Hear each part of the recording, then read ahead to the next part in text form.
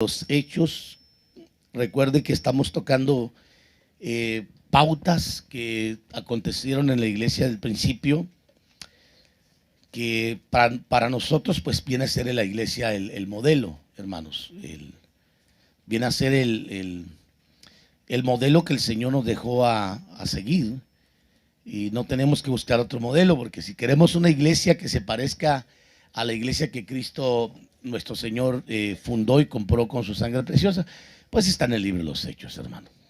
Bien fácil.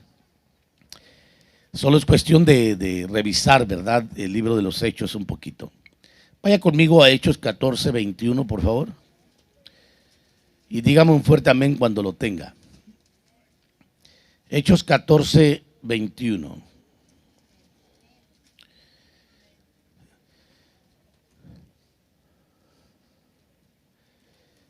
Gloria al Señor. ¿Ya lo tiene? Muy bien. Entonces, vamos a leer Hechos 14, 21.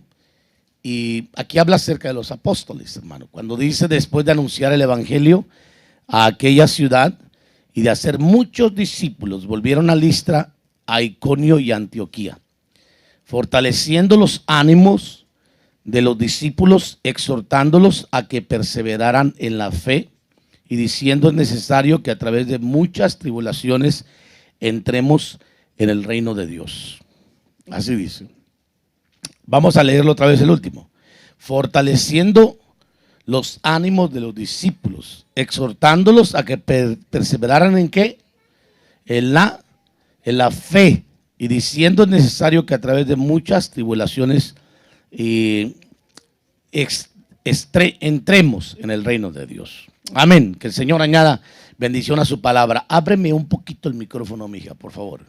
Tome su asiento, por favor, hermanos.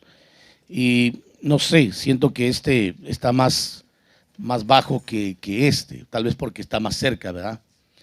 Pero le dejamos, nomás ábreme un poquito más el micrófono. Gloria al Señor. Muy bien. Entonces, decíamos de la iglesia, ¿verdad? Del principio, hermanos. Cuán importante es ser la iglesia. No ser las iglesias. O sea, la iglesia se oye más correcto porque no son varias iglesias. Es una sola iglesia. La diversidad de congregaciones que nosotros tenemos hoy ha creado un gran problema en el ámbito religioso. Y realmente nosotros ya a veces escuchamos los comentarios de las personas que no conocen del Señor afuera acerca de la iglesia. Y no solamente de la iglesia, sino de la división de la iglesia. La división. Pero si usted se va a dar cuenta, hermanos, en la iglesia primitiva no había varias iglesias. Había una sola iglesia. Había 3 líneas de pensamiento, eso sí es cierto. Pero había una sola iglesia. Y esa iglesia es la que el Espíritu Santo confirmó en Hechos capítulo 2. Usted se va a dar cuenta. Una iglesia que fue ungida. Y desde ese momento fue comisionada por el Señor para ir a predicar el evangelio. Ahora, nosotros ya cuando entramos a las epístolas de los apóstoles, más que todo de Pablo, y algunas cartas de los apóstoles, usted se va a dar cuenta que hay menciones en cuanto a las líneas de pensamiento, que había ciertas diversidades en cuanto a la forma de pensar de cada uno de los que tenían influencia apostólica en aquel entonces. Por ejemplo, le voy a poner el ejemplo de la línea de pensamiento de Apolos. Era muy distinta a la de Pedro. La línea de pensamiento de Pedro era muy distinta a la forma de pensar del apóstol Pablo. Ahora, Cuando usted revisa, hermano, la Biblia, usted va a encontrar que el apóstol Pablo escribió o dictó para que se escribiera 13 cartas, o sea, las 13 epístolas. Algunos dicen que son 14, pero porque le agregan a Hebreos, pero a Hebreos no sabemos si fue Apolos o fue Pablo quien escribió, alguno de los dos, porque los dos eran personas muy preparadas.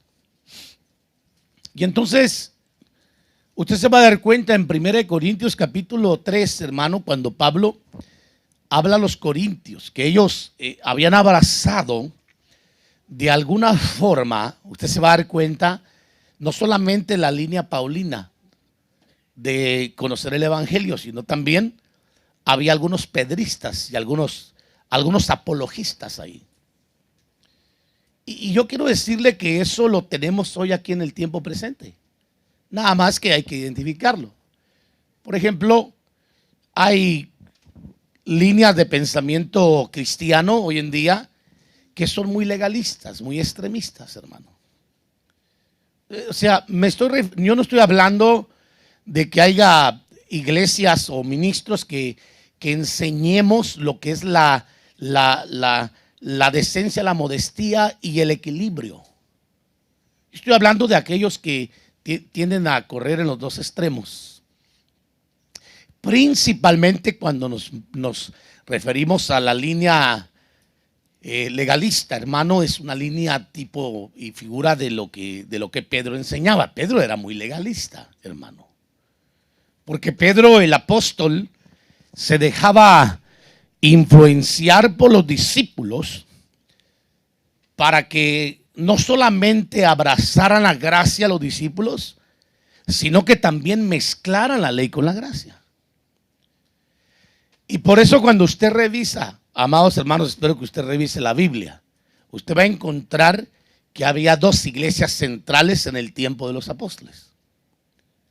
La primera iglesia estaba en Jerusalén, una iglesia que circuncidaba a sus discípulos. En pocas palabras, los hacía judaizar porque eran judíos naturales. Y había otra iglesia que estaba en Antioquía de Siria, donde se promovía exclusivamente la gracia de Jesucristo, el amor y la misericordia, sin necesidad de mezclar los rudimentos judaicos. Había una separación, o sea, habían entendido lo que era realmente el evangelio. Porque un evangelio mezclado no puede ser evangelio.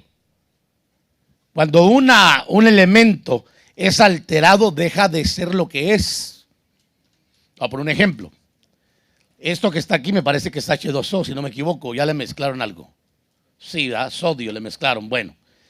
Pero esto que está aquí contiene H2O, pero ya tiene otros elementos. Esto ya es un tecito, hermano.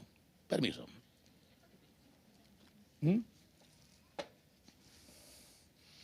Ya son elementos mezclados. Así es el evangelio. Cuando una persona mezcla el evangelio, deja de ser el evangelio que el Señor estableció. Y de alguna otra forma empieza a perder su verdadero elemento por el cual fue declarado como evangelio. Entonces, usted se va a dar cuenta que hay muchas iglesias legalistas hoy en día. Iglesias, hermano, donde cuidan desde la forma que viste el varón, la mujer, hasta hay algunas que se van al extremo que no creen ni en el bigote ni en la barba. A las pobres mujeres no les dejan que se corten jamás el cabello. Ellas tienen que tener el cabello hasta que se mueran así. Pues qué triste, ¿no? Que por un atuendo. La Biblia no habla jamás de eso. Habla, si bien es cierto, habla que hay una honra y una gloria en el cabello largo, pero ¿qué tan largo es lo largo que la Biblia permite? Si los varones en aquel entonces, hermano, tienen el cabello hasta este nivel. Ahora vemos un chamaco que trae el cabello hasta este nivel y dijimos, herejía. Este está deshonrando su cabeza. Porque lo miramos peludo nosotros, porque la cultura nuestra acá hermano, en Norteamérica es que traigamos el pelo así como lo que ya estamos bien bíblicamente hablando. Pero quiero decirle que no es Biblia. No es Biblia.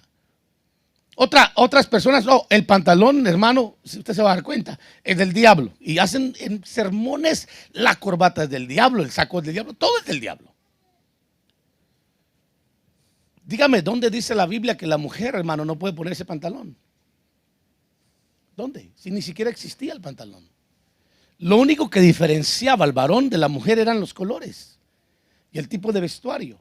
Ahora, nosotros tenemos que ser definitivamente equilibrados. No porque la Biblia no diga eso, significa de que las hermanitas van a venir, hermano, que ¿para qué le digo cómo? No dejando nada a la imaginación, pues si a la mujer tiene más que se le puede ver que al varón. Sí, lo digo porque hay hermanitas que, principalmente las jovencitas, que exageran.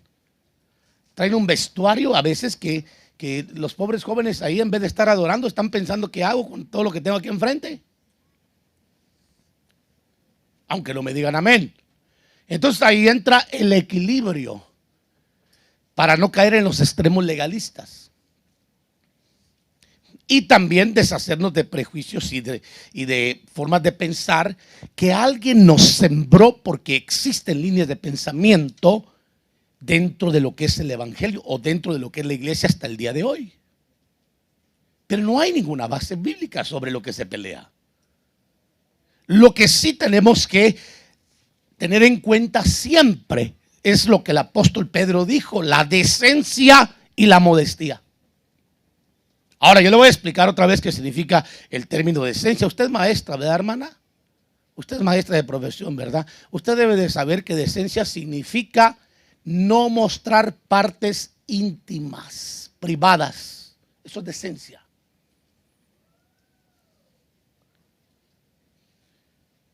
La palabra es categórica cuando se refiere a los parámetros donde nos podemos nosotros mover, o sea, las fronteras que no podemos violar, para no caer al extremo. Y andar ahí, cuando vemos a alguien, andar ahí, ay, todo prejuiciento, hermano, o por el otro lado, todo liberal.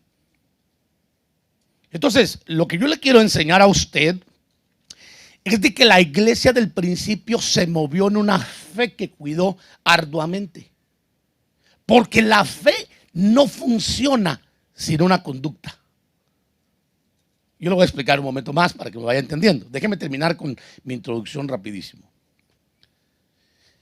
Entonces surge la línea legalista que tenemos hoy en día, que está formando al mono por fuera, pero por dentro está restringido el hombre o la mujer.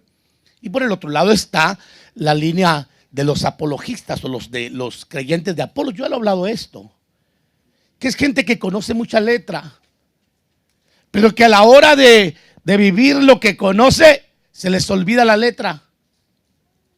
No dan fruto, su fe queda nula. Tienen una fe muerta, tienen mucho conocimiento, pero no logran vivir lo que conocen. Y esos son aquellos que se dedican al estudio constante, solamente de conocer la letra para saberla, pero no para vivirla. Y yo creo que el conocimiento es una llave hermosísima y grande que nos abre a nosotros, hermano, primero que todo el entendimiento para nosotros conocer y saber qué tenemos que hacer. Dígame, ¿cómo vamos a saber qué hacer si no tenemos conocimiento? Por ejemplo, le voy a poner a Jesús en el desierto. Dice que es impulsado por el Espíritu después de ser bautizado por Juan el Bautista para ir camino al desierto. 40 días y 40 noches estuvo el Señor en ayuno, ¿correcto? Pero ahí sufrió. La Biblia registra 3 ataques, hermano, pero fueron 40 días de ataques, porque Marcos dice que él estaba entre fieras, bestias y fieras. ¿Qué eran esas fieras? Demonios. Estaba en una constante lucha, pero fueron 3 ataques frontales que el Señor recibió, que son los que nos enseñan a nosotros a aprender la importancia de saber. Porque Satanás viene y le dice: si eres hijo de Dios, haz que estas piedras se conviertan en pan. Usted sabe que Jesús tenía hambre, humanamente hablando, tenía un cuerpo similar al nuestro, porque no era igual, era similar, quiero decírselo. y le dio hambre, como cualquier otra persona. ¿Y usted cree que él no tenía la capacidad de hacer que esas piedras se convirtieran en pan? Desde luego que sí. Y Satanás lo sabía. Satanás no estaba diciéndole si eres, preguntándole si él estaba en duda o no. Jesús sabía quién era. Él sabía lo que estaba dentro de ese cuerpo, sabía el origen. Y el diablo le estaba afirmando quién era él. Y le dice: haz que estas piedras se conviertan en pan. Ahora, note algo muy interesante. El Señor no le dijo: el Señor te reprenda, Satanás, te echó fuera, demonio, ahora mismo te vas, te ato, te ligo, te sujeto, te amordazo, te aplasto, te piso los pies. Nada, hermano. ¿Qué usó el Señor para vencer a Satanás en ese momento? Diga conmigo: el conocimiento. Porque el conocimiento nos va a servir cuando viene el momento indicado. Para eso es la importancia, si bien es cierto, de saber. No solamente para saber, porque el conocimiento sin espíritu lo lleva a una prisión a uno, lo mata. Pablo mismo lo dijo, que hay un ministerio de letra y hay un ministerio del espíritu. Y la letra dice que mata, pero el espíritu vivifica. Entonces tiene que haber una combinación del conocimiento revelado, lo que el Señor nos habló puesto en acción. ¿Qué le dijo Jesús?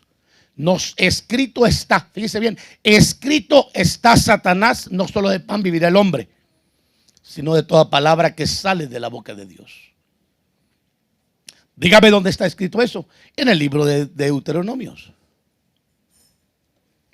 ¿De dónde lo sacó el Señor? Del libro de Deuteronomios, hermano.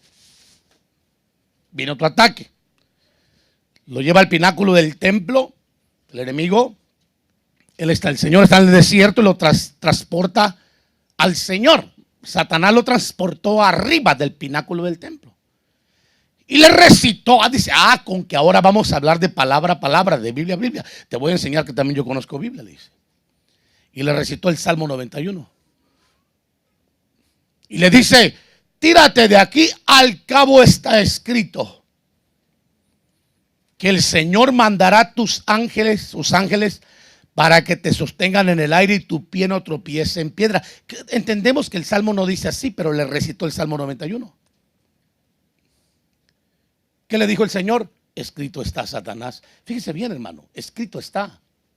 Si usted no entiende la importancia de leer, de saber, de adquirir conocimiento, dígame cómo se va a defender cuando venga el ataque frontal que el adversario le va a lanzar, si no tiene conocimiento. Así busque 1000 consejeros. Si usted no tiene conocimiento, no hay un fundamento. Tiene que tener conocimiento, porque en eso se basa nuestra fe. La Biblia dice que la fe viene por el oír, y el oír de la palabra de Cristo. Agreguemos también leer.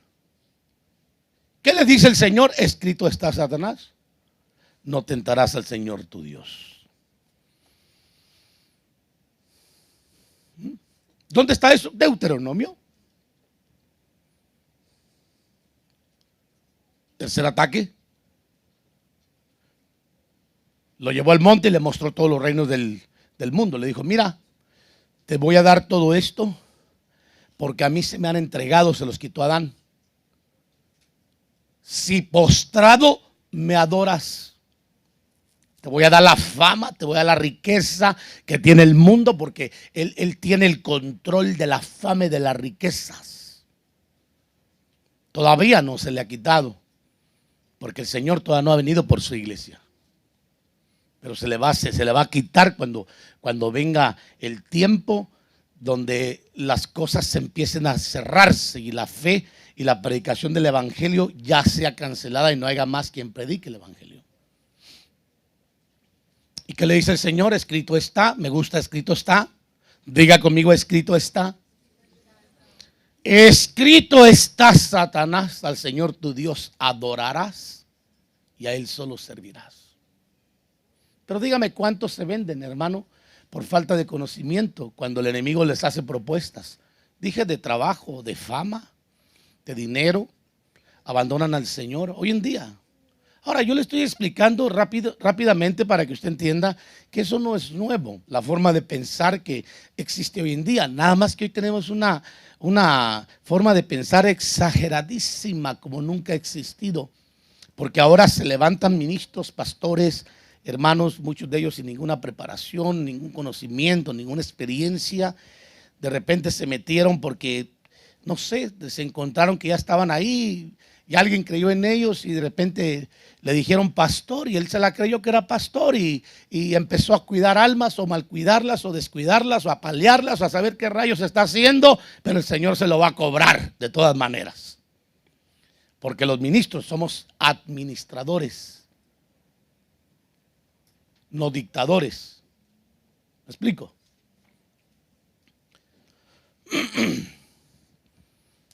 Me gusta la línea de Pablo porque es la nuestra. Pablo fue diríamos, el gran apóstol, hermano, que vino a ordenar la iglesia porque él mismo dice que él es el perito arquitecto de la iglesia y habla de la sobreedificación sobre un fundamento establecido, el cual es Jesucristo.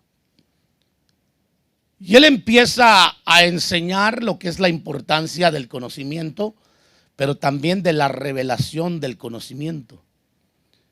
Entonces no se queda solamente en el saber, ni tampoco se dedica a rudimentos legalistas que no llevan a nada más que a ahogar y meter en otra prisión a las personas. Es ridículo eso. La Biblia dice que a libertad nos ha llamado el Señor, no a vivir en esclavitud. Y hay gente que le gusta eso. Yo estuve en una iglesia hace años atrás, como ya no volví a ir a esa iglesia a predicar porque ya no creen que los barbones pueden predicar, que ya no son santos. Así dicen ellos.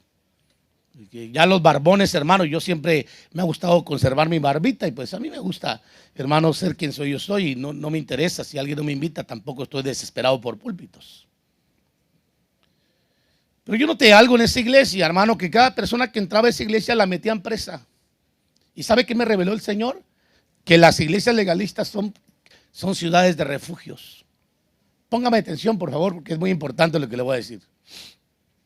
Cuando una persona es desobediente, cuando una persona es rebelde, cuando una persona no le gusta el evangelio de la gracia, Dios le permite que lo metan a una prisión, porque es la única forma que no se le va a ir al Señor.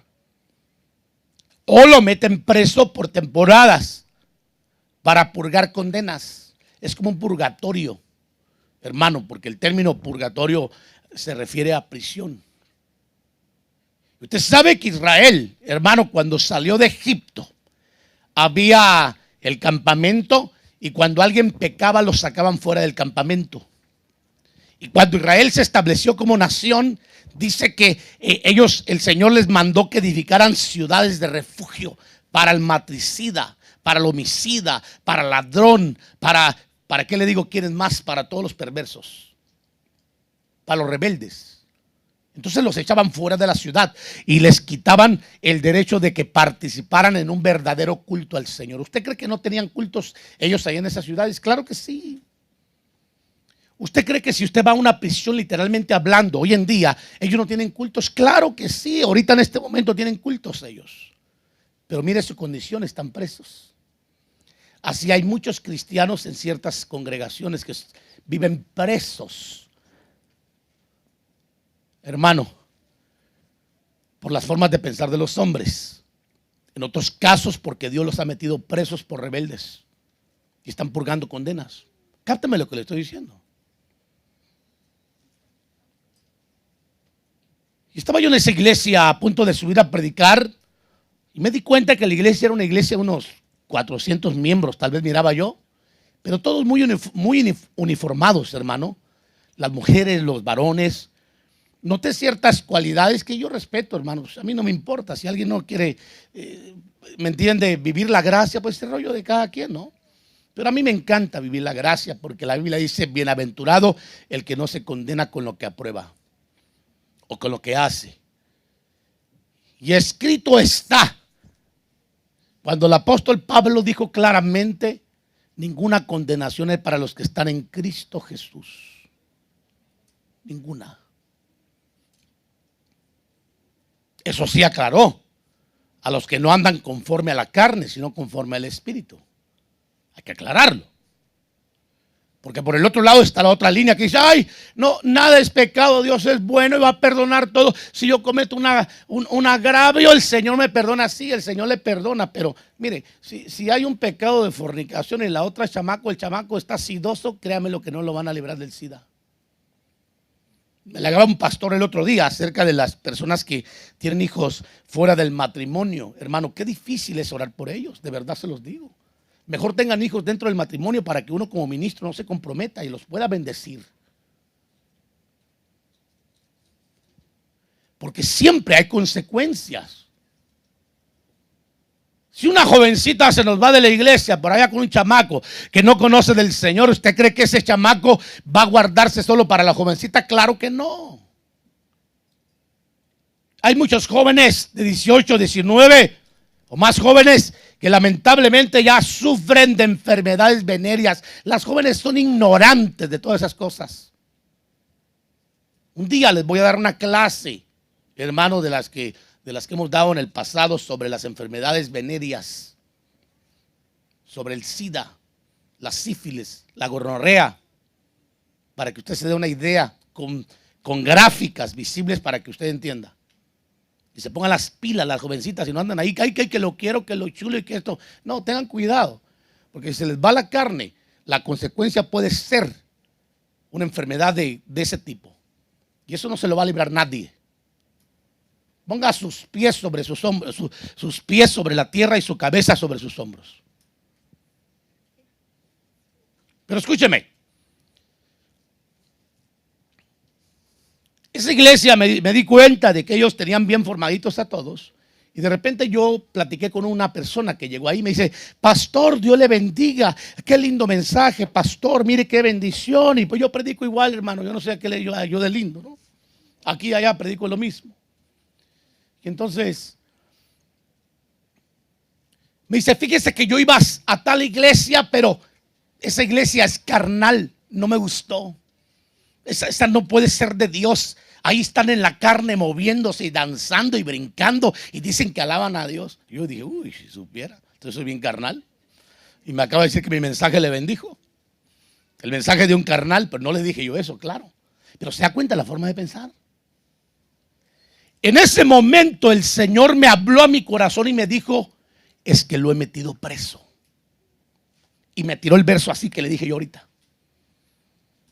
Cuando alguien estaba fuera de lugar, los sacaban del campamento. Cuando alguien, hermano, pecaba, tenían una ciudad donde se podía refugiar para que la ley no los matara. Ahora Dios ha proveído lugares así, que no son fuentes ni son ríos. Por eso no hay palabra. Por eso no hay, hermano, correr o fluir del Espíritu. Solamente rudimentos e imposiciones. Reglamentos, es todo. Usted no haga esto, cuidadito con esto. Y si usted se va, se lo va a comer el diablo. Y después lo va a mapear. Y luego va a hacer esto. Y empiezan, hermano, con todas esas cosas. ¿Cómo se llama eso? Prisiones. Eso no son pastores, son carceleros. Sí, se lo digo de antemano. A mí me han llamado personas a veces y me han dicho, pastor, fíjese que yo estoy en un lugar donde a mí me estoy así, así. Y le digo, ¿y qué tal? ¿Qué le parece? ¿Se siente a gusto? No, yo estoy sufriendo. ¿Y qué rayos hace ahí? Pues, tan bruta es la gente como para permanecer en el dolor. ¿Me explico, hermanos? Ahora, si a usted le gusta estar ahí, es porque el Señor lo tiene preso ahí, hermano. Pero si a usted no le gusta es porque está en contra de su voluntad. Ahora, si usted se acostumbra al dolor, pues entonces sufra todo lo que quiera y ahí quédese. Pero hay lugares donde son fuentes, donde fluye agua, palabra, administración, donde hay ríos, donde siempre está corriendo el agua. ¿Me explico, hermanos? Muy bien. Entonces la iglesia del principio, hermano, fue una iglesia muy equilibrada.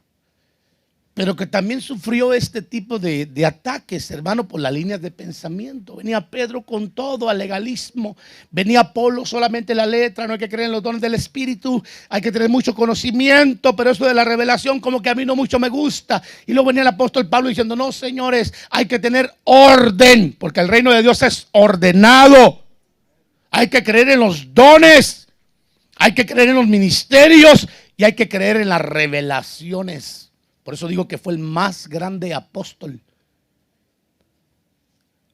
del libro de los Hechos, porque nos enseñó el equilibrio. Y Dios le permitió escribir más por sus capacidades que él tenía, hermanos. Una de las cosas que el apóstol Pablo se dedicó a enseñar, hermano, en la iglesia fue la fe. Ahora, cápteme lo que le voy a decir aquí. La fe no solamente, hermano, se utiliza para decir yo tengo fe, porque la fe es una sustancia. Diga conmigo, la fe es una sustancia. Hebreos capítulo 1 dice, es pues la fe, la certeza de las cosas que no se ven. Me gusta como dice otra versión, la sustancia de las cosas que no se ven. Fíjese bien, no se ven, ¿correcto? La convicción de las cosas que se esperan. Hay convicción y hay certeza, porque es una sustancia. O sea, el hecho que no se vea no significa que no sea real. Mire, usted no ve mi taza, pero esto es real. Así es la fe. Cuando se habla para poder nosotros mover montañas, se habla de esa fe. Pero hay una fe que se nos fue entregada y que fue predicada en el principio. Y es la fe, hermano, que nos enseña a cómo conducirnos. Por eso, Santiago dijo, la fe sin obras es muerta. No está hablando de obras de caridad, señores. Está hablando de obras que provoquen acciones, de dinamismo, del dunamus. No está hablando de que usted vaya y haga las mayores obras posibles y usted va a mostrar que tiene fe. No, no, no. Está hablando de acciones, de decisiones, de tomar acción en cuanto a las cosas que tienen que ver con la fe. Y usted vea el contexto. Habla acerca de la fe viva y la fe muerta. Habla de alguien que está necesitado y usted que tiene fe supuestamente no lo cubre. ¿Cómo pues va a mostrar usted su fe sin obras cuando la fe se tiene que mostrar por los hechos? Una acción, está diciendo, de cubrir al necesitado. Un ejemplo que habla ahí. Entonces, cuando se habla de la fe, hermano, se está refiriendo no solamente a la fe que provoca milagros, sino a la fe que nos rige, que nos enseña el camino del evangelio. Porque este camino del evangelio, hermanos, es por fe. Jesús dijo, la fe mueve, dijo en Lucas 17:6, si tuvieras fe como un grano de mostaza, dirías a este sicómoro, desarraígate y plántate en el mar y les obedecería. ¿De qué clase de fe está hablando ahí? La fe que provoca milagros. Pero la fe que los apóstoles, hermano, llegaban a confirmar, era una fe que se les había entregado. Fíjense bien, Hechos 14:8. Perdón, no es Hechos capítulo, Hechos 14:8. Vamos a mirar el verso que tocamos ahorita. 14:21, hermanos. ¿Lo tiene? ¿Qué dice que hicieron en el 21? Después de anunciar el evangelio a aquella ciudad, a Derbe, y hacer muchos, ¿qué dice? No lo oí. Volvieron a Listra, a Iconio y Antioquía, fortaleciendo los ánimos de quienes, exhortándoles a que perseveraran en qué. ¿En la fe qué? En la fe, hermano, del evangelio. En la fe que enseña una conducta, que enseña un orden. En la fe que te equilibra. En la fe que un día se te fue entregada por el Señor a través de algún ministro, de algún siervo. En la fe que los apóstoles predicaron. Pero no habla de la fe de hacer milagros. Eso no quiere decir que en el paquete no vaya el don de fe o la fe que provoca milagros.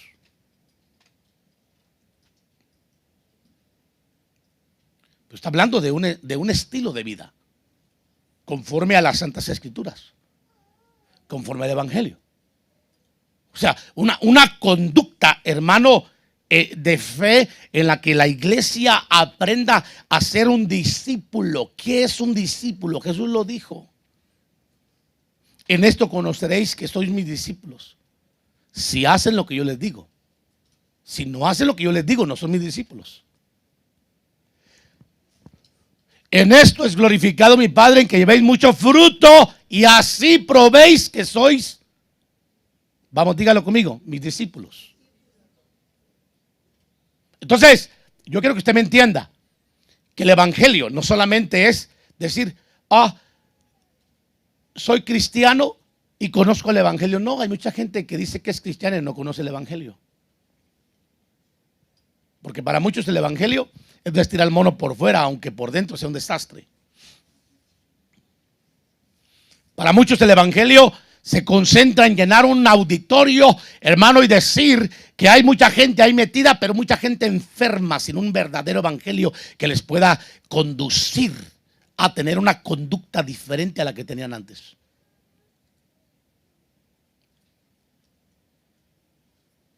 Hay mucha religión en la iglesia. Mucha. Hay mucho legalismo, hay mucho sectarismo. Y tiene que ser cancelado. Entonces dice el 21 que anunciaron el evangelio, el 22, fortaleciendo los ánimos de los discípulos, exhortándoles a que perseveraran en la fe.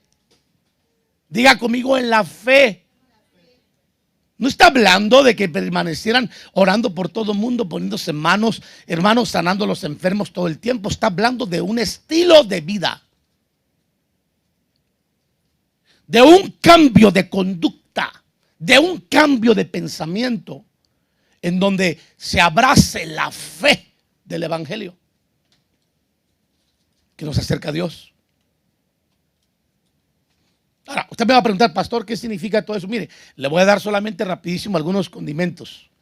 Que usted empiece una vida de devoción, donde usted considera a Dios primero que todas las cosas en la mañana, de preferencia, donde aprenda a leer la Biblia, donde aprenda a orar, donde nunca deje de congregarse, como algunos ya han hecho costumbre de ello, donde aprenda a ser solidario con sus aportaciones, consciente de que a través de ellos se sostiene un ministerio, donde usted está consciente de que su presencia es importante a la hora de llevar a cabo un culto. ¿No lo oí? ¿Dicen amén? Sí, pero muchos no están conscientes porque no conocen el evangelio. Tienen una idea vaga del evangelio, pero no hay una conducta. No hay un cambio, hermano, de conducta.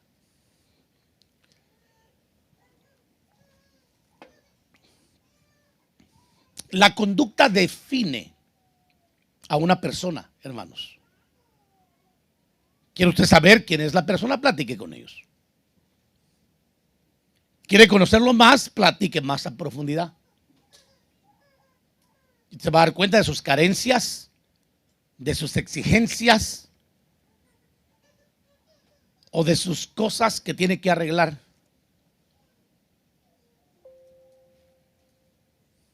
A mí me gusta platicar con la gente, yo siempre platico con muchas personas. Y es muy importante entender todo eso. Ahora, los apóstoles, hermanos, se movieron en fe, la iglesia primitiva se movió en un estado de fe, la cual operaba, hermano, constantemente y llevaba a la iglesia a ver lo imposible. Mire, su fe al orar movió los cimientos donde estaban reunidos los discípulos. ¿Por qué los movió, hermano? ¿Por qué los movió? Porque era gente que estaba definida en lo que estaba haciendo. ¿Se acuerda que hablamos acerca de la adoración? ¿Qué día hablamos de la adoración? La adoración el domingo pasado en la iglesia apostólica, ¿verdad? Hablamos de eso, ¿verdad? De la adoración. Cuando usted viene al culto, viene a Adorar, hablamos de lo que significa adorar, del original griego y hebreo. Cuando una persona viene definida, hermano, a lo que viene, cuando una persona viene conectada con el Señor, no hay culto que sea tedioso ni que sea aburrido. No hay. No hay. Solamente un culto aburrido es para aquellos que no conocen a Dios. Y aquellos que dicen que conocen a Dios, pero que están muy lejos de Dios, los cultos son muy aburridos para ellos. Pero cuán hermoso es estar en la presencia del Señor. No sé si a usted le pasa, hermano, pero yo ansío, como nomás tenemos reuniones los fines de semana acá, yo de repente estoy durante la semana, digo, híjole, ya quiero llegar al culto, ya quiero llegar a la iglesia. Y tengo ese deseo de llegar a la iglesia, se lo digo francamente. De estar, hermano, en lo que hacemos, en lo que somos, no en lo que imitamos, lo que falsificamos, porque aquel que se aburre es porque no tiene un verdadero evangelio. Tiene que salir de la religión. Acá quizá haya otro culto más y luego tan largo y luego el pastor predica 1 hora y media siempre. Es horrible. Mire, si usted hubiera sido discípulo de Pablo no lo hubiera aguantado porque él predicaba hasta la medianoche. Si usted hubiera sido discípulo del Señor tampoco lo hubiera aguantado porque él predicaba por días enteros. A la gente se le olvidaba hasta que tenían que comer por días, hermano. A veces sentaba el Señor y había esos labios, empezaba la gente a predicar. No lo hubiera aguantado. Pues ¿sabe por qué surge eso? Porque no hay una verdadera relación y un verdadero conocimiento, hermano, de lo que es el camino de la fe. Que tiene que haber un cambio de conducta. Diga conmigo, un cambio de conducta. La conducta de la persona, normalmente hablando en el mundo, hermano, es una conducta que se dirige siempre, usted va a darse cuenta, a, número uno, las finanzas. La gente está idiotizada, diría yo, hermano, para hacer dinero. ¿Sí o no? Ahí está la gente. Vamos a hacer dinero. Dejemos la iglesia, vámonos a hacer dinero. Y hagamos mucho dinero como que si estuvieran muy necesitados. Es la ambición de hacer riqueza y cambia la gloria de Dios por las riquezas. Y después le dicen a uno, pastor, fíjese que no pude llegar a la iglesia porque tuve que trabajar overtime. Y a mí no me importa que usted trabaje overtime. Usted puede trabajar el tiempo que usted quiera overtime, pero el que se hace daño es usted. Porque no está aprendiendo a cambiar su conducta como la que tiene cualquier persona normal. Un hijo de Dios, una hija de Dios debe tener, hermano, una postura que le pueda decir a sus patrones, disculpe, pero yo tengo un compromiso con Dios. Tengo que ir a adorarle. ¿Cuánto dicen amén? La visión de ellos es la familia solamente. Y estar con la familia, no importa. Si la mujer le dice, ay viejo, hoy fíjate que no sé, siento de Dios que no vayamos a la iglesia. Hoy, no sé, el Señor siento que me está hablando el Espíritu que hoy no vamos a ir allá ni a servir. Son servidores y tampoco vienen. Esa es la conducta que tiene el mundo, hermanos. La conducta de uno que conoce el Evangelio y que está en el camino de la fe debe de ser siempre tener a Dios como una prioridad. ¿Cuánto dicen amén? Aunque tenga que pagar el precio. Tiene que sufrir, hermano, a manera de poder entrar al reino de Dios. Tiene que pagar el precio, hermano. Fíjese bien lo que dice el pasaje, por favor acompáñeme a verlo. 22. Es necesario que a través de muchas tribulaciones entremos.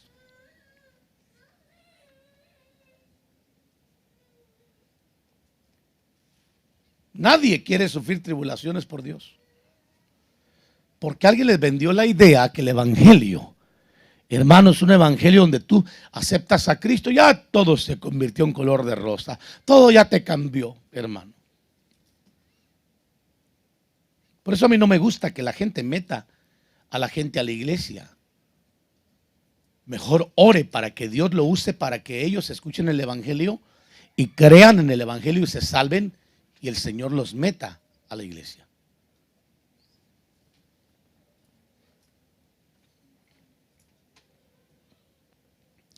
Me estoy dando a entender, ¿verdad?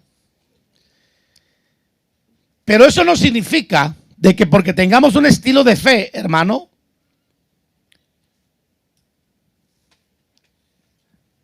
no podamos disfrutar de ver la gloria de Dios al moverse a favor nuestro. Porque una persona que tiene fe mueve la gloria de Dios, mueve la mano del Señor. Una persona que no tiene fe no mueve nada. Le voy a poner un ejemplo. Pedro, el apóstol, un humilde pescador, hermano, como cualquier otra persona. Aunque su evangelio era, hermano, de imposiciones, tuvo que escuchar el consejo y la reprensión del gran apóstol Pablo para corregirse. Usted se va a dar cuenta que la sombra de Pedro sanaba enfermos. Jesús no sanó con su sombra.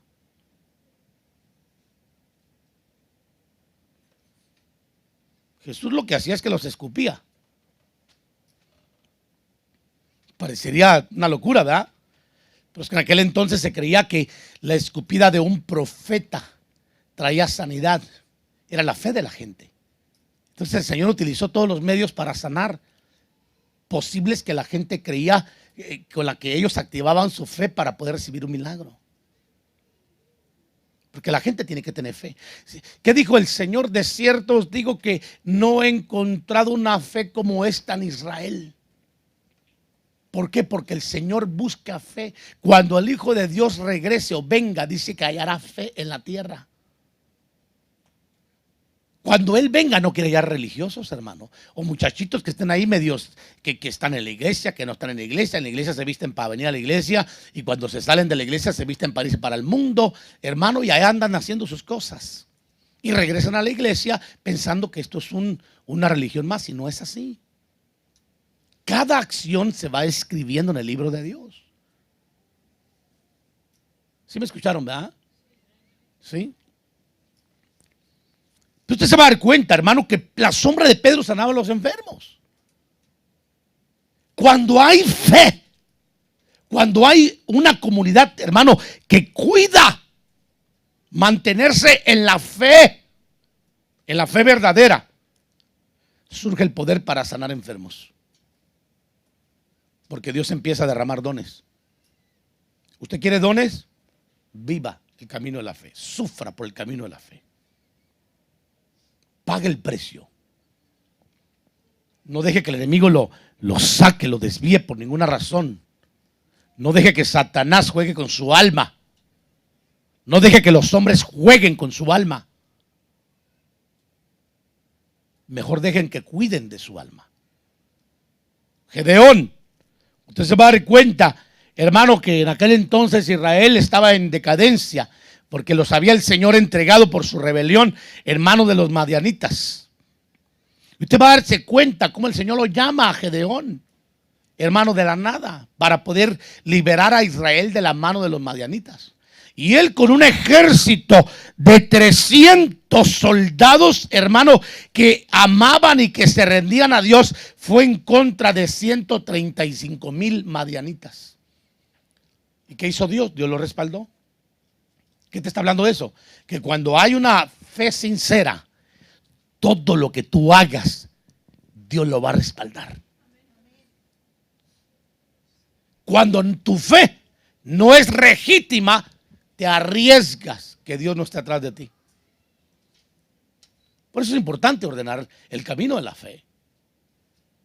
Es importante, amados hermanos, el poner nuestro corazón en la palabra, en las cosas de Dios. Y usted va a mirar cómo el Señor esa noche, hermano, le habla a Gedeón que saliera, y Gedeón sale con sus 300 hermanos, sale con trompetas, sale con antorchas y un cántaro. Y empiezan, cuando a la orden de Gedeón, hermano, por la noche, meten la antorcha en el cántaro y tocan las trompetas, hermano, quiebran los cántaros a la misma vez y sale la luz, y los madianitas empiezan a matarse entre ellos. Porque el Señor te defenderá en contra del enemigo que se levanta en contra de ti. Pero el Señor defiende a los justos, a sus santos, hermano. Aquel que anda con una doblez de corazón, no hay garantía que el Señor lo defienda. Porque aquel que conoce la piedad y decide ir camino a la impiedad se convierte en un impío. Un impío es aquel que, sabiendo lo que es correcto, lo que es justo, honesto, decide hacer lo contrario a lo que sabe, manchando así su testimonio y la fe que aparentemente profesa con su conducta delante de otros. Me estoy dando a entender, ¿verdad? Hay un precio que pagar. La imagen de un creyente, hermano, y la credibilidad de un creyente va a estar en la conducta. Ni extremo, ni legalista, ni libertino. Equilibrado. Diga conmigo, equilibrado. Conforme a la palabra de Dios. Viviendo un evangelio de libertad. Un evangelio, hermano, de abundancia. No un evangelio de rudimentos y extremismos. Por otro lado, tampoco de libertinajes. Porque sobre todas esas cosas el Señor juzgará las obras de los hombres. David, hermano, un hombre lleno de fe, un hombre que vivía pegado al Señor, un hombre que escribió muchos salmos. ¿Usted cree que cuando llegó con Goliat, hermano, cuando Goliat estaba como gigante, un gran gigantote, hermano, era descendiente de los hijos de Anac? Cuando usted ve la descendencia de Anac, está hablando de la mezcla extraterrestre de gigantes, hermano, Giborens, con la descendencia humana. Por eso el Señor mandó que se destruyeran a todas las razas en Canaán, porque allá habitaban los hijos de Anac. Allí habitaban toda la descendencia de gigantes. Allí habitaban todas las descendencias que habían caído en pecado, de incestos, desde Noé a Lot, hermano, y todos ellos, los descendientes de Esaú, que vendieron la primogenitura por un plato de lentejas. No valorizaron lo de Dios, no lo cuidaron, lo tuvieron en poco, y por eso el Señor desechó a la descendencia de Esaú.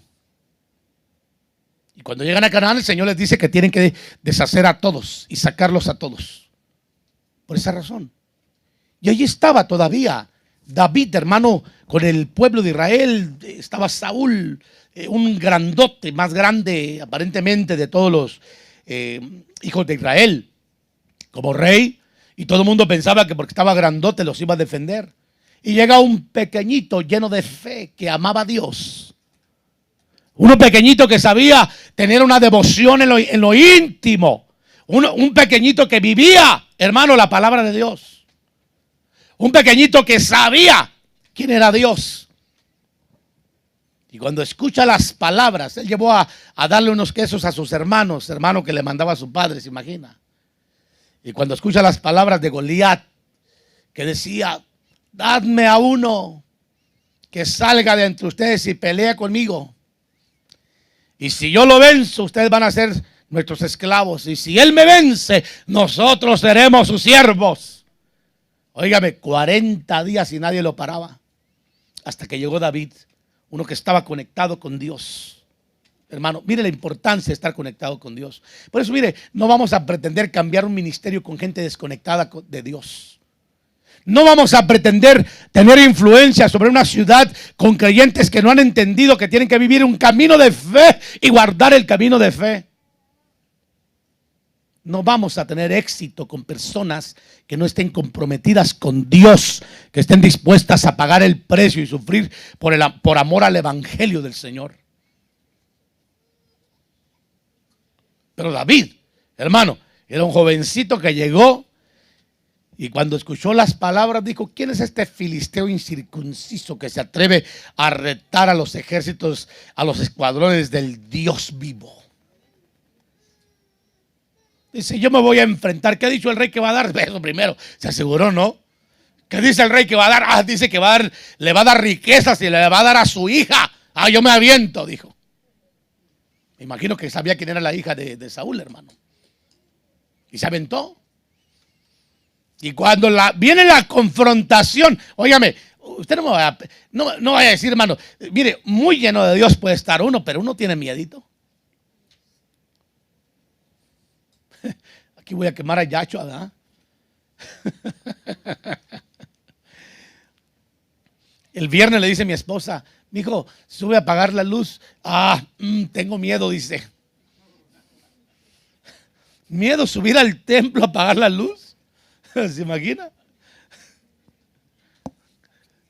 Bueno, es que él siempre ha sido medio mediocito, hermano.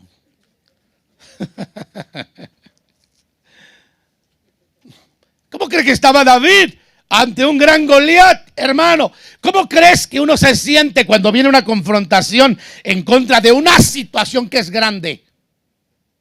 ¿A poco va a decir usted, ay, yo le voy a entrar aquí, lo voy a agarrar y lo voy a vencer y lo voy a hacer garras y el Señor está conmigo? No me venga con cuentos.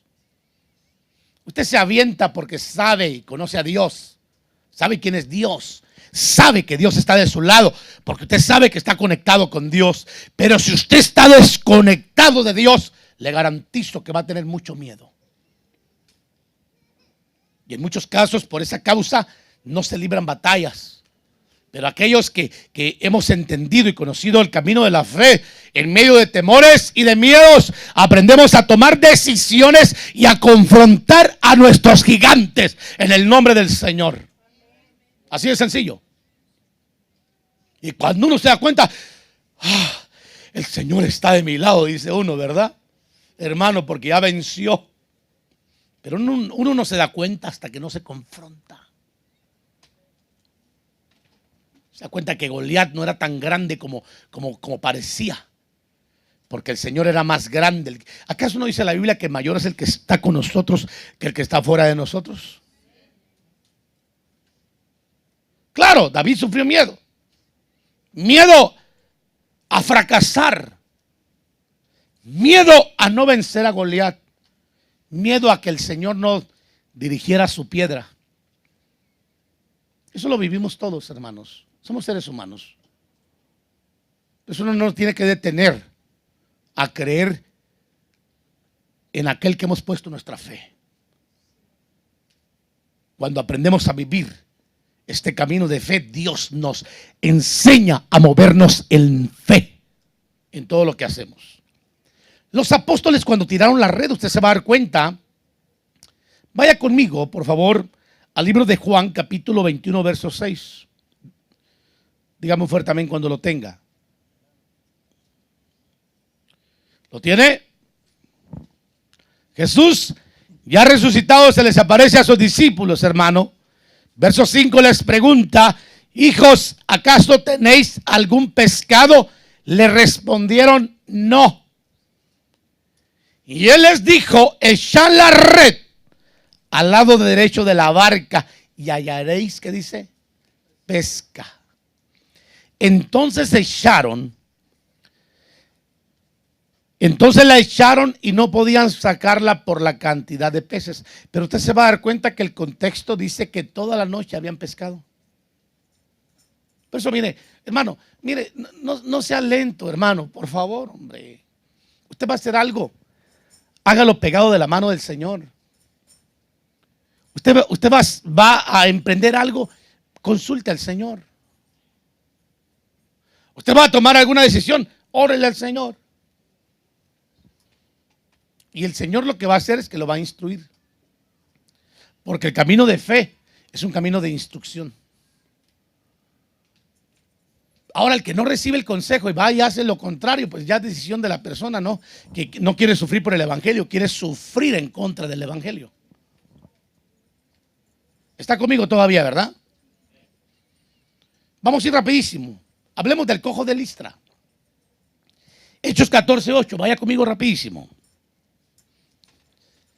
Dice un hombre que estaba sentado, imposibilitado de los pies, cojo desde el seno de su madre y que nunca había andado.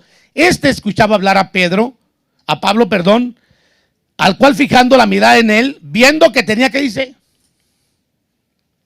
no lo vi, tenía que, tenía fe. Viendo que tenía fe para ser sanado, dijo con fuerte voz, levántate derecho sobre tus pies. Y él dio un salto y anduvo. ¿Qué significa esto, hermano? Esto significa que solo aquellos que tienen fe van a recibir una sanidad.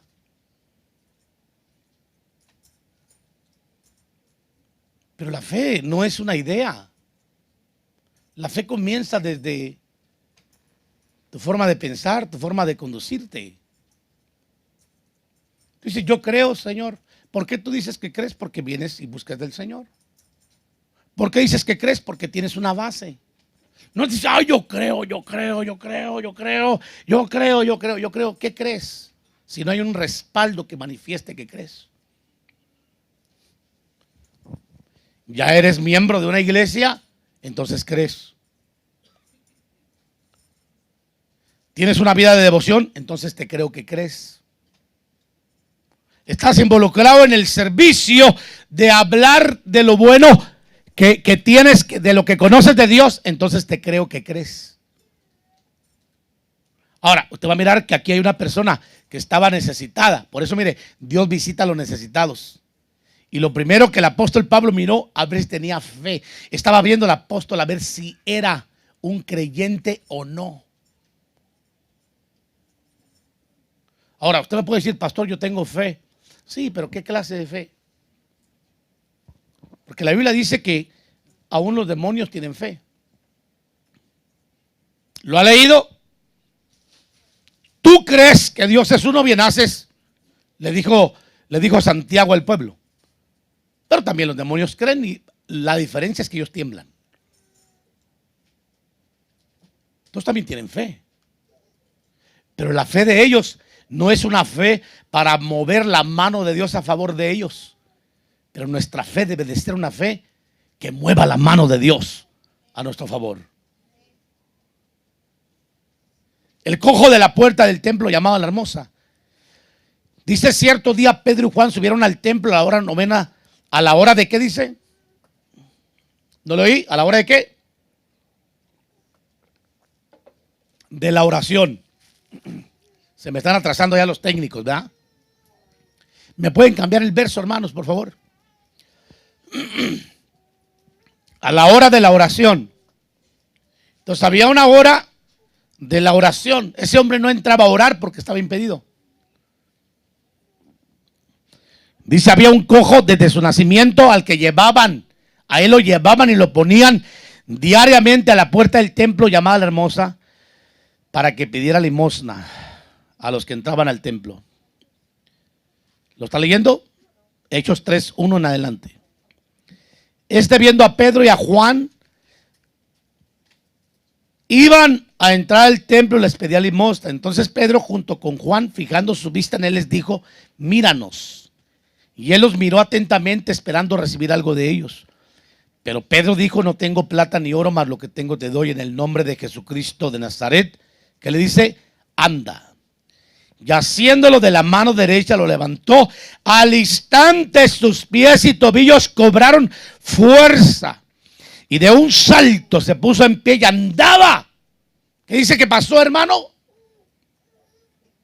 Entró al templo con ellos caminando, saltando y alabando a Dios. Hermano, este hombre tenía fe. El problema que tenía es que tenía un impedimento porque no había quien lo llevara a la oración, lo metiera al templo. Lo ponían a pedir limosna, pero no lo llevaban al templo. Pero cuando él pudo caminar, es lo que dijo, esto es lo que yo anhelaba, entrar al templo con ustedes a orar. Y entró saltando y cantando y alabando a Dios. Es una persona que tiene fe. Aprende, hermano, a entrar al templo cantando, saltando y alabando a Dios. Estamos hablando de fe. La fe no es un concepto, la fe es una realidad.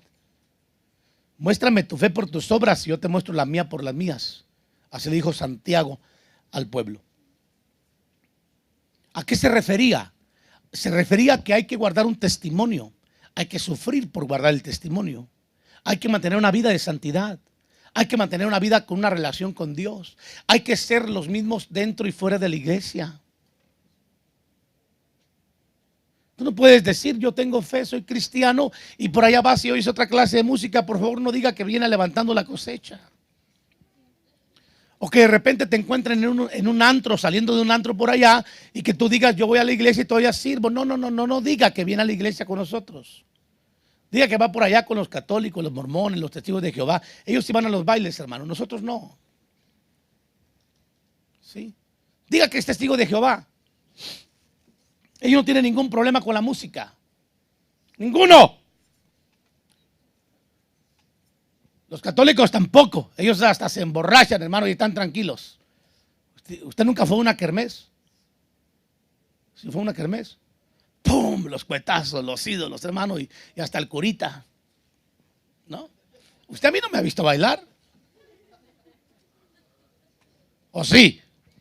Muy pocas veces me ha visto danzar, pero bailar, hermano, que yo me ponga ahí, hagamos una fiesta aquí afuera y traigamos al conjunto y bailemos.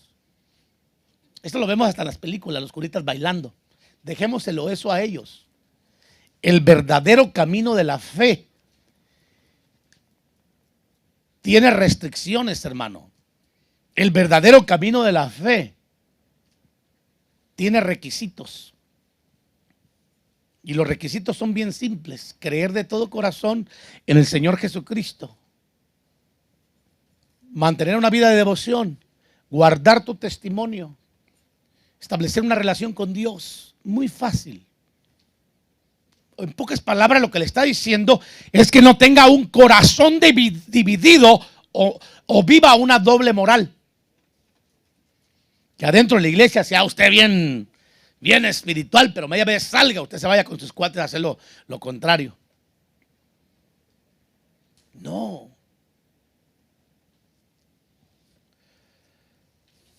Muy bien. Hechos 3:16, para cerrar con este punto. Por la fe en su nombre, es el nombre de Jesús, lo que ha fortalecido a este hombre, a quien veis y conocéis. Y la fe que viene por medio de él le ha dado esta perfecta sanidad en presencia de vosotros. Está hablando del cojo. Le iba a dar más, pero le voy a dejar pendiente lo demás. Vamos a hablar algunos de otros. Hablemos del paralítico. Paralítico, hermano, que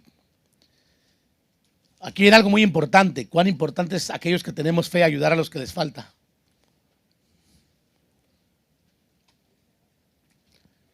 Capítulo 9 de Mateo, verso 1 en adelante. Vaya conmigo.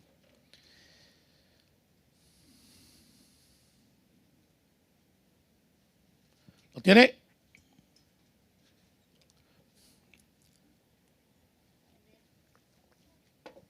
Dice, subiendo Jesús en una barca, pasó al otro lado y llegó a su ciudad. Y le trajeron a un paralítico, echado en una camilla. Y Jesús, en una camilla, y Jesús, ¿qué dice que vio? ¿Está conmigo o no? Léalo en su Biblia, hermano, para que no se concentre solo en la pantalla. Es más fácil. Si usted tiene Biblia, léalo. Vamos a quitar un día esto en la pantalla para que aprendamos a leer nuestra Biblia.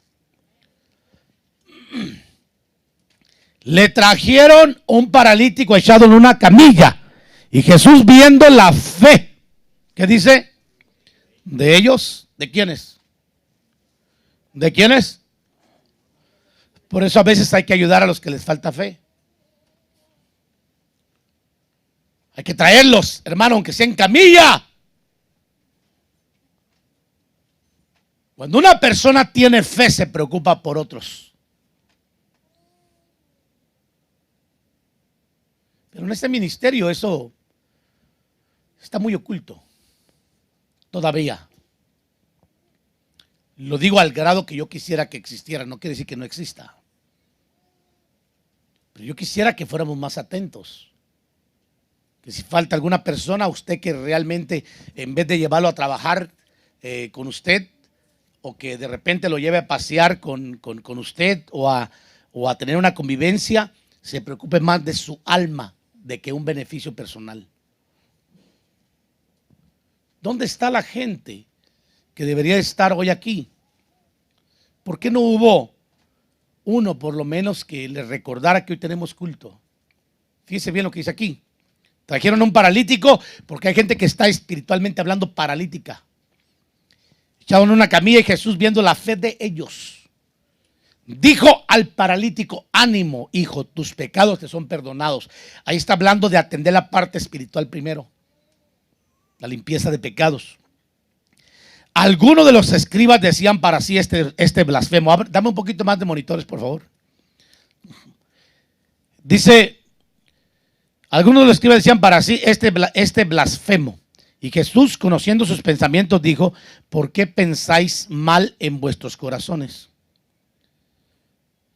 Porque, ¿qué es más fácil decir tus pecados te son perdonados, o decir levántate y anda? Pues para que sepas que el Hijo del Hombre tiene autoridad en la tierra para perdonar pecados. Entonces dijo al paralítico, ¿cómo le dice? Levántate, levántate, toma tu camilla y vete a tu casa. Esta es la parte externa, el efecto de la fe. Pero hay que ayudar a la gente, hermano, que está paralítica espiritualmente, a que puedan acercarse para que el Señor limpie pecados y traiga sanidad. Tiene que haber en aquellos que amamos al Señor, que decimos que tenemos una fe, una conducta de apoyo. Diga conmigo: yo tengo que apoyar a mis hermanos.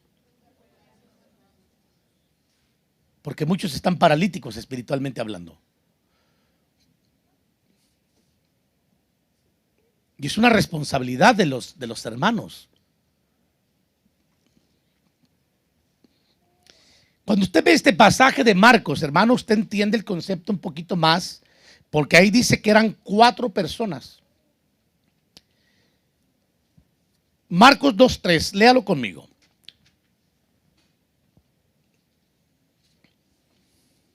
¿Lo tiene?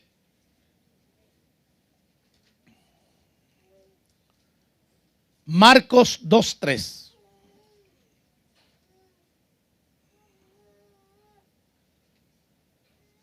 Ese no es pasaje, es Mateo. Marcos. Entonces vinieron a traerle un paralítico llevado entre 4. ¿Se da cuenta que eran 4 los que llevaron, hermano?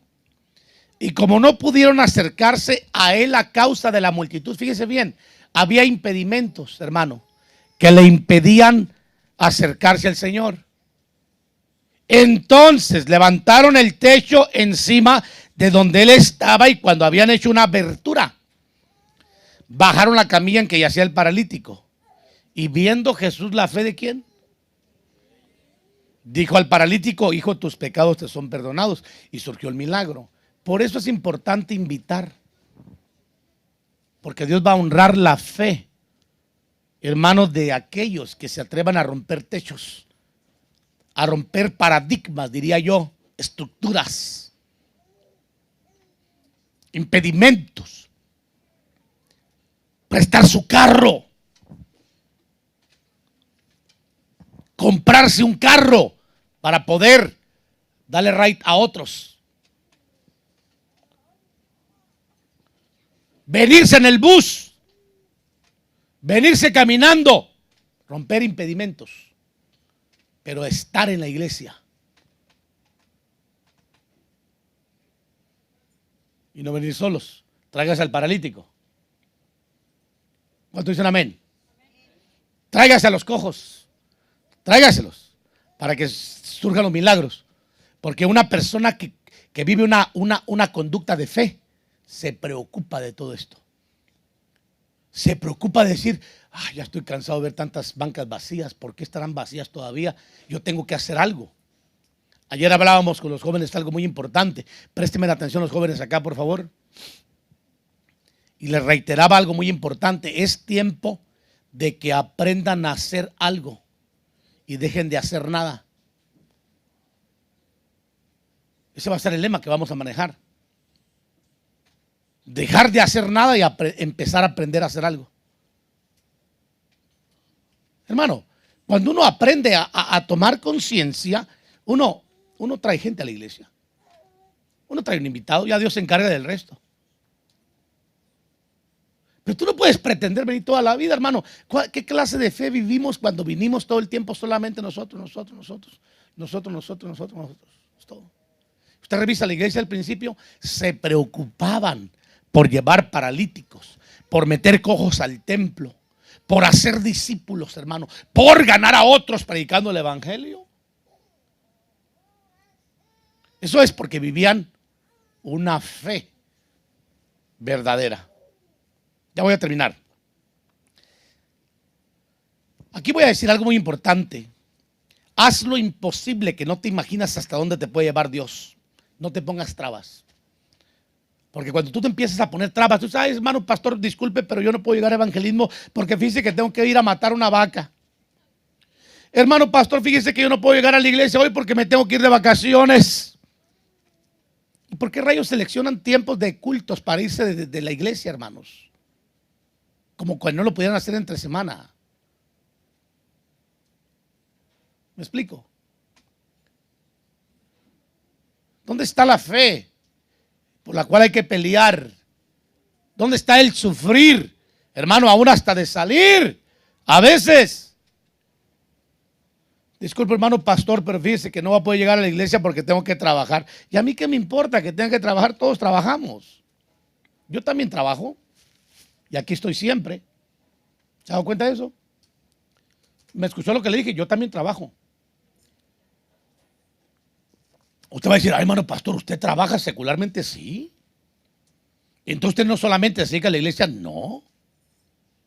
Yo tengo varios trabajos. Gracias al Señor que me ha dado la capacidad de sobrellevarlos y no me ha faltado nada. Y a usted tampoco le falta nada. Porque cuando usted me llama, yo lo atiendo. El día de ayer fue un día cansadísimo. Estuve todo un día lleno de reuniones, citas. Tuvimos. Y entre semana no hay la diferencia. Yo me reúno con pastores, con ministros. Yo me reúno con otras personas para otros proyectos fuera de la iglesia. Tengo demasiado. Mi tiempo está muy restringido, se lo digo. Aún así, no he perdido el amor al Señor, que es lo principal. A menos que sea una emergencia, hermano, una razón de fuerza mayor, yo digo, bueno, es aceptable. Pero cuando es una decisión simplemente por que se decide, es cuestionable. Está aquí conmigo todavía, ¿verdad? No se desanime, nomás le estoy diciendo que cuando usted se pone trabas es cuando empieza a cortar lo posible.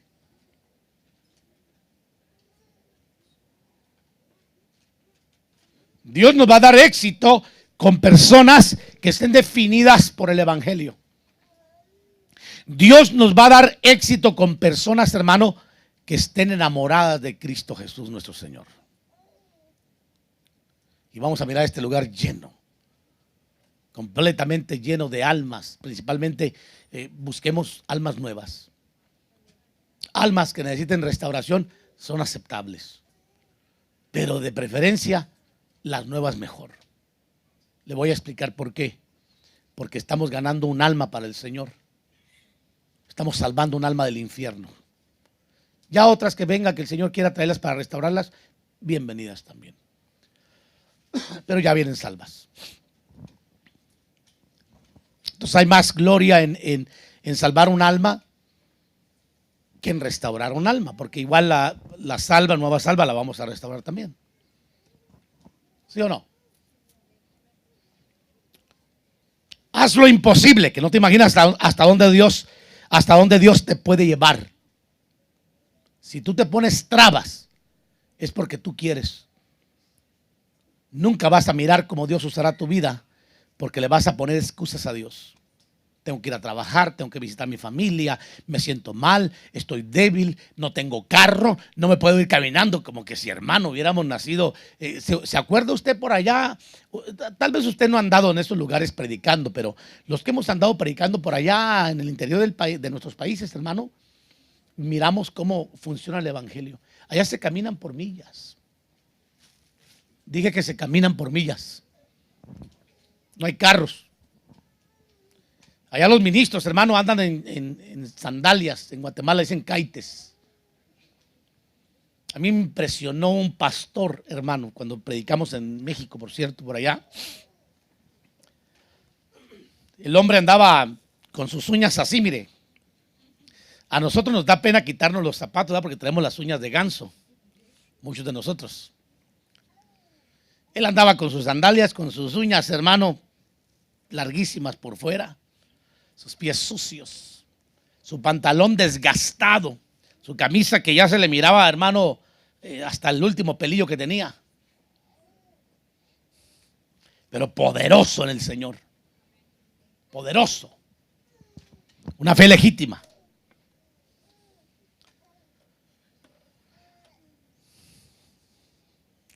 Entonces, yo voy cerrando.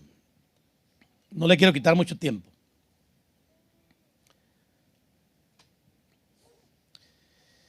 Hechos 14:21. Vaya conmigo rapidísimo. Le voy a dar mucha Biblia hoy para que si no tuvo su devocional, hoy lo tenga. Hechos 14:21. Regrese conmigo al pasaje, por favor. Después de anunciar el evangelio a aquella ciudad, ¿qué hacían los apóstoles, hermano? Anunciaban el evangelio. ¿Qué hace la iglesia de hoy? Nos peleamos contra el evangelio.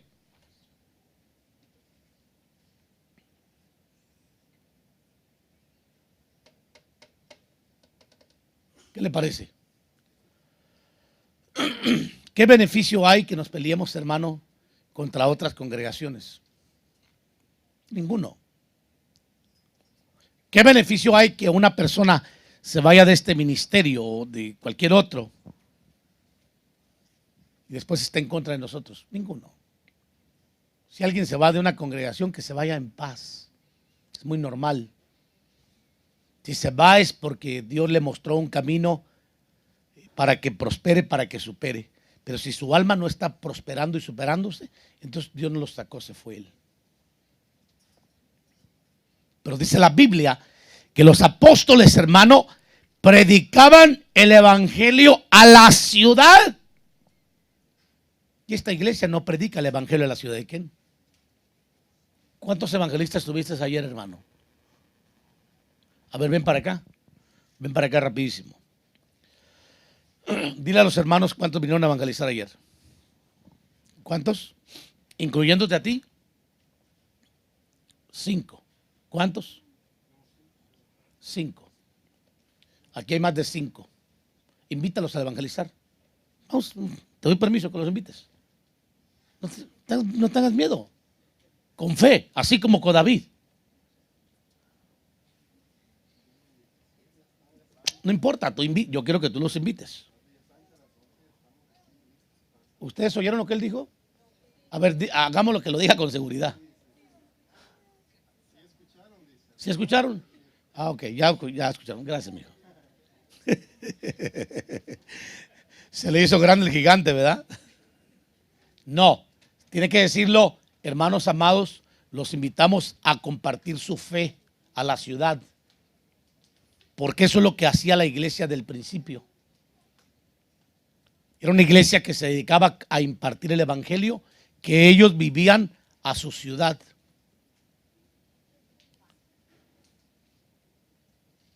¿Sí? ¿Por qué le sacas la vuelta a Dios si dices que tienes fe? Muéstrame tu fe por tus obras y entonces vamos a evaluar que realmente hay una fe. Pero aquí no hay gente que venga a conquistar esta ciudad. Pero la iglesia del principio, hermano, se dedicaba a predicar el evangelio a la ciudad. Y dice que también se dedicaban a hacer muchos discípulos. Entonces, aquí hay dos cosas importantes. Había una predicación del evangelio y había un discipulado. Y se entiende que no haya personas interesadas en predicar, porque lo primero que tienen que recibir es un discipulado. Y discipulados, aquí hay discipulados, ¿verdad, hermano Elías? Ahí está, hermano Elías, encargado de los discipulados. ¿Cuántos discípulos tienes en los discipulados, hermano? 8, 10. ¿Ya empezaste otra vuelta? Ya se empezó otra vuelta. 8 o 10 personas. Y los demás, los viejos hermanos, aquellos que dicen que ya saben, pero que no hacen, ¿Dónde están? ¿Por qué no se están discipulando? ¿A poco ya sabes tanto que ya no quieres discipularte? Si yo me la paso aprendiendo todo el tiempo y me siento un ignorante, hermano, y soy el pastor.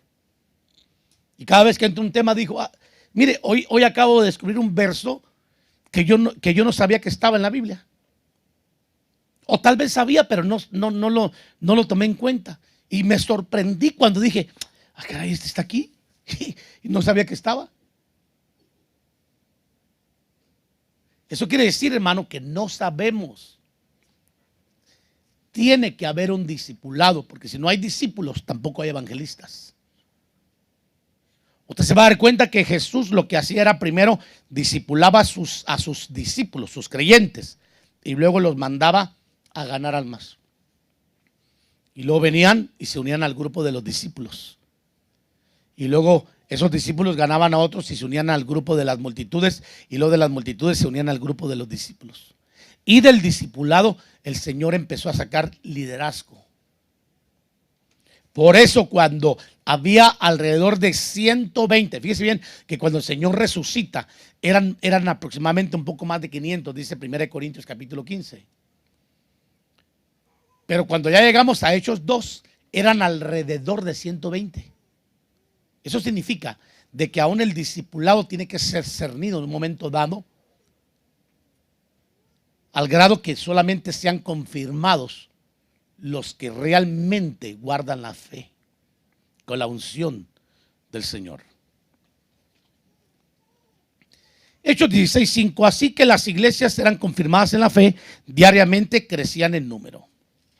Hebreos 11:6, yo voy cerrando, sin fe es imposible agradar a Dios, porque es necesario que el que se acerca a Dios crea que Él existe y que Él es renumerador de los que le buscan. Por tanto, hermanos, Hebreos 4:1, por tanto temamos, no sea que permaneciendo aún la promesa de entrar en su reposo, alguno de vosotros parezca no haberlo alcanzado. Fíjense qué interesante. Por eso yo no creo en aquellos que viven en aflicciones todo el tiempo. Algo no está bien. Verso 2, porque en verdad a nosotros se nos ha anunciado la buena nueva, como también a ellos, pero la palabra que ellos oyeron no les aprovechó por no ir acompañada por la fe en los que la oyeron. Por eso es importante guardar la fe. Cada vez, hermanos, que yo predico la palabra de Dios aquí, ¿qué estoy haciendo yo?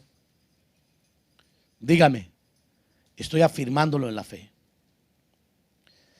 Cada vez que abrimos un culto, ¿qué se está haciendo? Estamos confirmando la fe. Lo estamos confirmando en la fe. Ahora, aquí algo muy importante. Si la palabra que usted está oyendo no va acompañada con la fe, no le va a provocar nada. Pero cuando hay una fe, cuando hay un cuidado de guardar esa fe, se cambia la conducta. Y empezamos a hacer las cosas concernientes a la fe, al camino de la fe. Y empezamos a ver la gloria del Señor moviéndose a favor nuestro y en la iglesia donde nos congregamos. Póngase de pie, damos gracias al Señor. Demos gracias.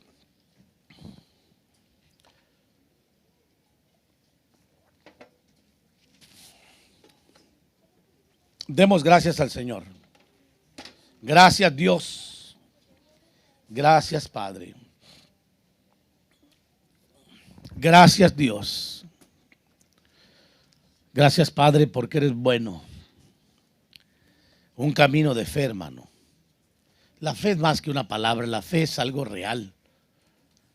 La fe se mueve, hermano, para obrar milagros, pero en base a la fe. A la fe, camino, una conducta. Algo que reflejemos. Dios va a usar a los que tengan fe.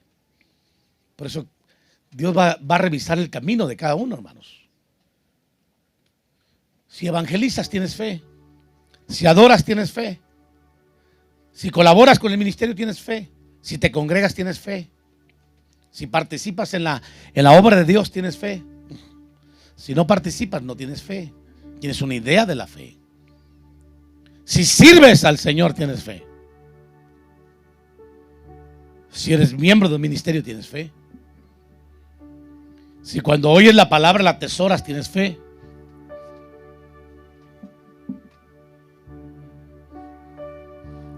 No podemos permanecer año tras año de la misma forma.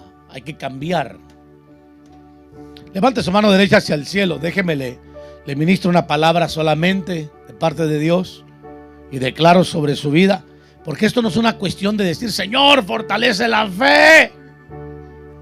Hubo un ciego que le dijo al Señor. El Evangelio de Marcos lo pone como que fueron dos. Que le dijo al Señor, aumentanos la fe para creer. Pero no se trata de que uno venga contigo y te diga, recibe una fortaleza de fe. No, la Biblia dice que la fe viene por el oír y el oír de la palabra de Cristo. En esta tarde, mi intención contigo ha sido venir a fortalecerte tu fe. Para que quede inerte tu fe, no. Para que cambies tu conducta y te enlistes a servir al Señor y seas parte del Evangelio de Cristo, sirviéndolo, comprometiéndote con el Señor, predicando el Evangelio, sirviendo en las áreas de la iglesia, colaborando con el sostenimiento de la obra. Eso se llama tener fe, porque estás creyendo en lo que se está predicando. Estás creyendo en lo que Dios está diciendo. ¿Tienes un canto? Cantémoslo.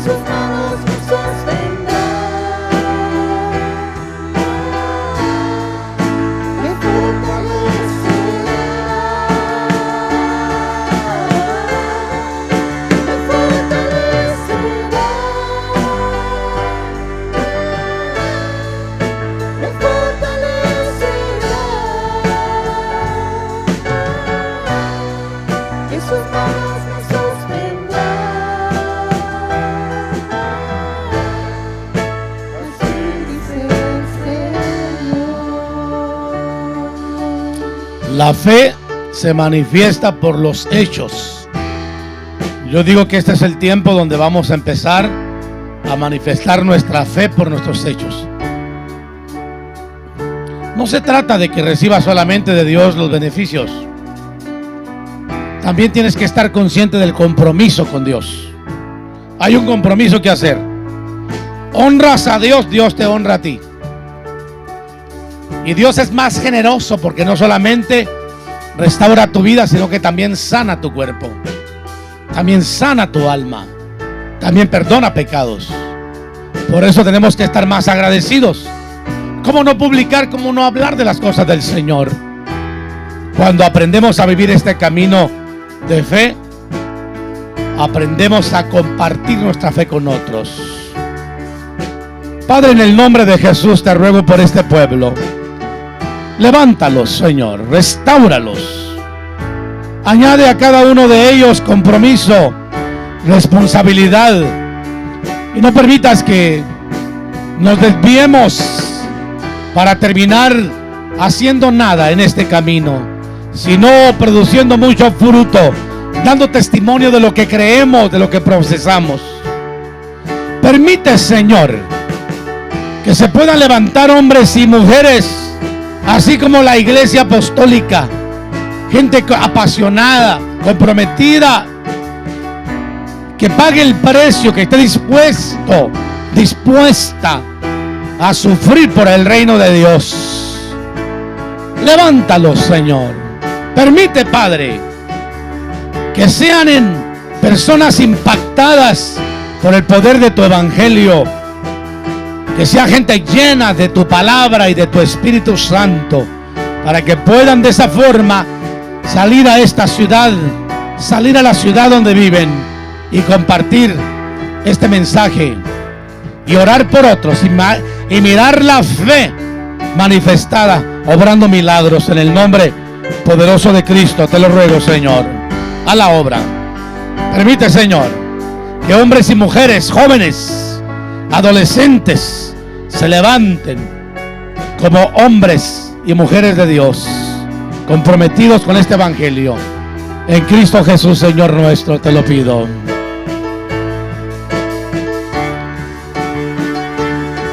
Él me levantará. Él me levantará. En sus manos me sostendrá.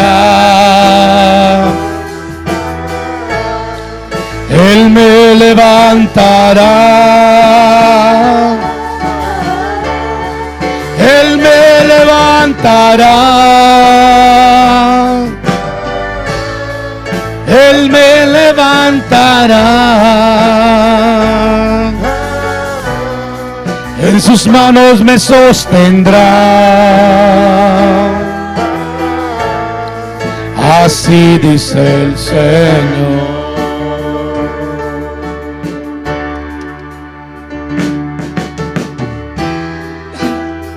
Gracias, Señor.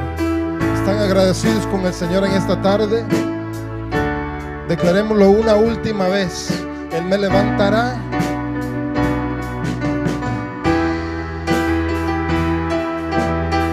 Dígale, Señor, levántame.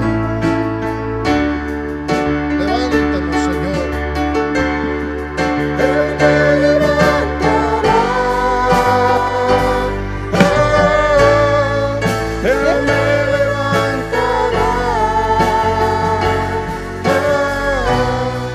En sus manos me sostendrá. Él me